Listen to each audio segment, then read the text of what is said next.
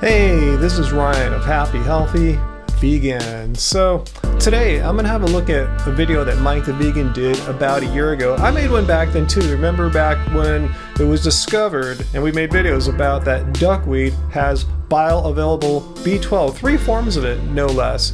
So in Mike's video, he covered things that I didn't cover, particularly this topic about did our ancient ancestors use duckweed for their vitamin B12 needs. Okay, now for the final question, that is, could this have been a good B12 source for our ancestors? And it's clear, depending on how far you look back, that there have been a lot of our ancestors that were virtually vegetarian, or some claims that they were vegetarian. So here I am making this video now a year later, and you might be asking why. It's because in that year's time, I've seen many people, I think, incorrectly interpret what Mike was saying here. So I'm here to provide some clarification, and I bet you $5 that Mike, after watching this video, would probably think, yeah, he could have used a little more clarification, because I've seen many vegans using this video of Mike's to try to show the world, hey, our ancient ancestors were vegan or vegetarian, and they got all their B12 needs from duckweed.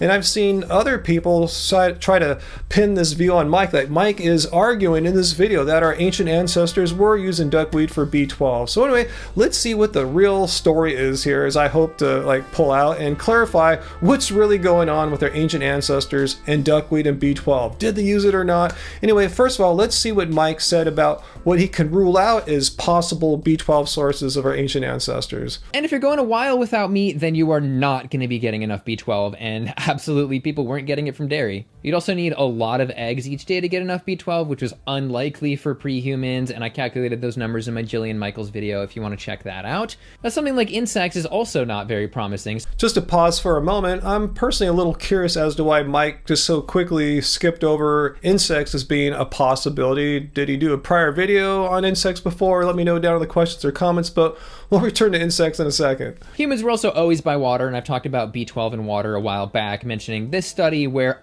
in certain cases, up to 2 micrograms, or pretty much our daily requirements, were found in a liter of water. But we also don't know if all that B12 was active and so forth, so I just have to wonder, was there maybe another source, and could it have been duckweed? So to break down what Mike did there logically, he's saying that our ancient ancestors, he assumed we're getting sufficient B12. Who knows? Maybe they're chronically deficient, but anyway, he's assuming that they're getting sufficient B12. He ruled out dairy, eggs, and most likely water as possible sources of bioavailable dietary B12, and concluded there's only one other possibility: plants. So first we have to ask, was duckweed even in existence where humans evolved? We have at least a current map of the world, and yes, it appears that right down there in Africa we have some duckweed. Right, so that's some decent evidence. Mike shows in Southeast Africa, where humans or Homo sapiens evolved, duckweed, at least today, grows wildly there, and the assumption being it probably grew there in the past. So what does Mike conclude from this? That the humans found this duckweed and used it? But I will say it is plausible. We have a plant with B12 naturally occurring in it that is edible, that is where humans evolved. It's a highly plausible option.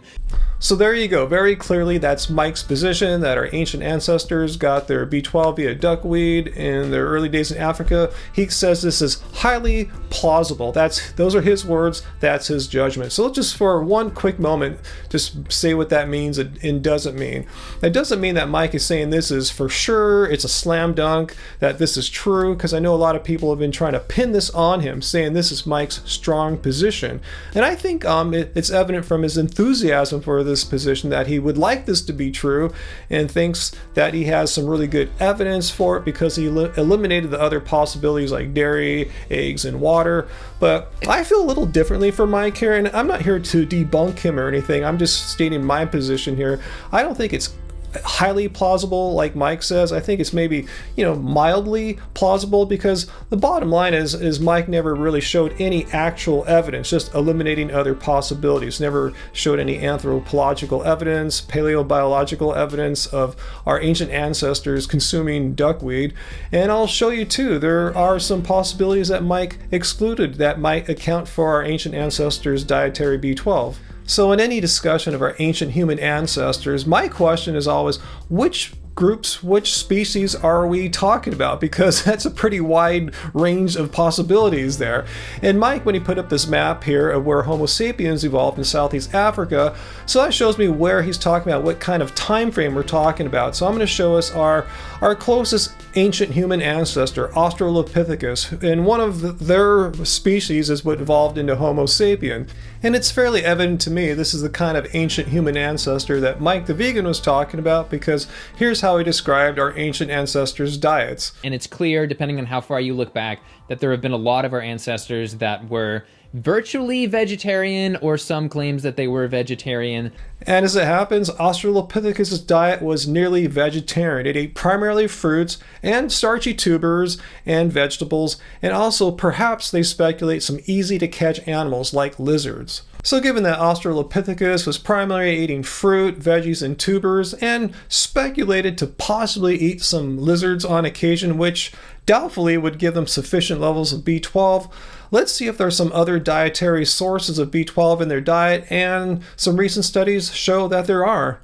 In this study, carbon isotopes in their bones and enamel show that their diet consists of eating insects. And as the study shows, there's some decent quantities of B12 to be found in certain insects. So let me just stop you right now if you thought that Ryan of Happy Healthy Vegan was suggesting that we should eat bugs to get B12. Far from it. I just showed that as an example of physical evidence suggesting that eating insects in our diet in our ancient past is how ancient humans got B12. And I show that to contrast that versus the eating or consuming duckweed for a B12 position. And Mike described that as highly plausible. And this is why I disagree, because there's absolutely zero evidence for that. It's not like they've opened up a mummy and found duckweed in his belly or anything, something more subtle like carbon isotopes there.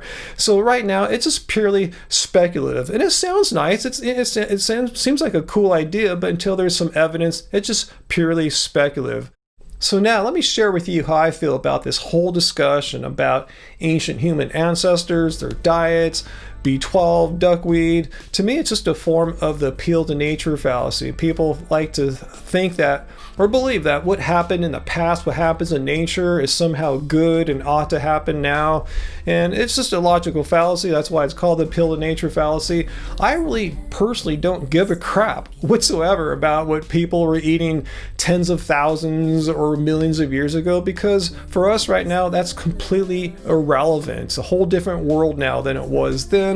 And the fact of the matter is, yes, we now know that there's duckweed, there's bioavailable B12 in duckweed, and we can consume that now as modern humans. So that's all that matters to me, to know that I can get the B12 I need from plants. So that should be all you really need to know. And if somehow anthropologists, paleobiologists later on discover that there is evidence, physical evidence, supporting the notion that our ancient ancestors consumed duckweed in the past for B12, awesome. But until then, doesn't really matter. I'm just going to continue consuming duckweed now. Before I go, this video wasn't sponsored by them in any way, but no video about duckweed can go by without me mentioning Clean Machine. I've been taking their clean green protein for like over 2 years now, and it was only discovered last year that it had bioavailable B12.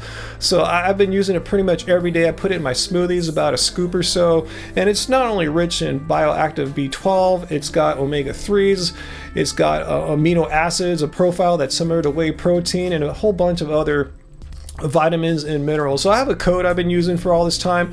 I'll just put it down in the show notes here on the screen. Use it, you'll get a nice little discount. So anyway, leave your questions and comments down below. Let me know if you think I'm being short-sighted here. Should I actually care about what ancient humans did millions of years ago?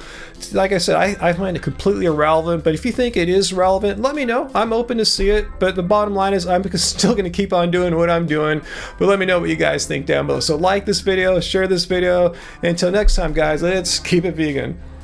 And before I go, I'd like to give big shout outs to our latest supporters on Patreon, Zugp and VI. Thank you so much, guys, for your contributions. Every little bit helps us to keep making videos on the regular, and with your support, not only can we continue to produce videos like this for you, you get cool rewards. So please check out our Patreon page.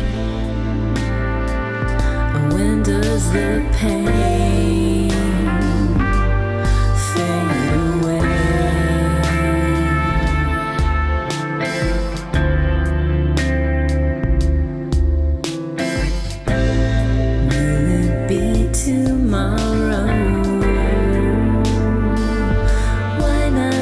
again.